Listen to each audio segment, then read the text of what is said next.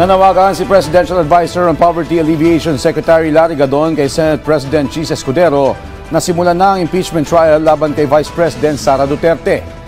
Sa isang pulong balitaan, sinabi ni Secretary Gadon na tama ang ginawang hakbang ni Senate Minority Leader Coco Pimentel na sulatan si Escudero para masimulan na ang impeachment trial. Anya, maaari naman magpatawag ng special session ng Senado para masimulan na ang paglilitis ng mga senador o senator judges sa pangalawang pangulo. Dagdag pa nito, walang probisyon sa saligang batas na nagbabawal na magsagawa ng impeachment trial habang naka-session break ang Senado. Inaasahan naman na magsisimula ang impeachment trial laban kay Vice President Sara Duterte sa oras na magbalik sesyon ang Senado sa Hunyo. So ay Senate President Chis Escudero na magtawag na ng special session. Hindi lamang ako ang nananawagan niya. Nandyan si Senator Coco Pimentel. Nandyan din si Senator Risa Ontiveros.